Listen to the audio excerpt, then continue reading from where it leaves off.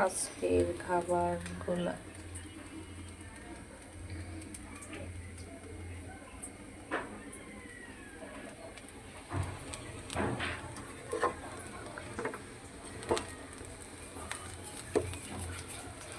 আমার ফ্লাওয়ারগুলো কেমন হয়েছে, একদম জর্জরা, খুব সুন্দর হয়েছে ফ্লাওয়ারগুলো,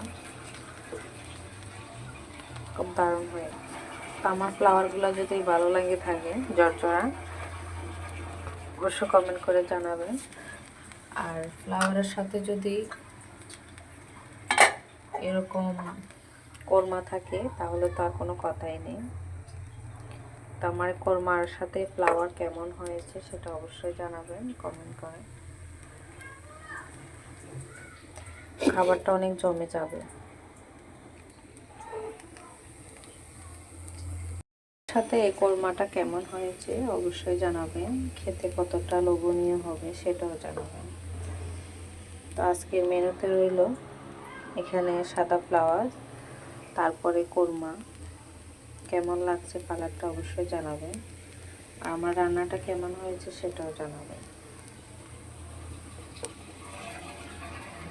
তাছাড়া এখানে আলু দিয়ে ঝোল রান্না করেছি, যদিও বাচ্চারা অনেক ঝোল পছন্দ করে। এখানে ছোট মাছ রান্না করেছি, আমি কিন্তু খেয়ে নিয়েছি, অনেক স্বাদ হয়েছে। এখানে কোরমার বাকি অংশগুলো এখানে রেখে দিয়েছি।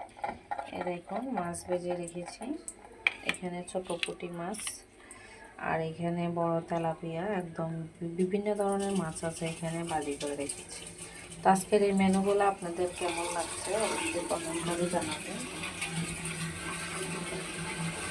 আমি যা যা রান্না করলাম আপনাদের সাথে সব কিছু শেয়ার করলাম, কেমন লাগছে সেটাও জানাবেন। আজকের খাবারগুলো সাদা ভাতের সাথে খেতে পারবে, মাছ ভাজি, এখানে ফ্লাওয়ার, সেটা দিয়ে কোরমা দিয়ে খেতে পারবে, যার যেরকম পছন্দ। আমি আবারও নেড়ে দিলাম।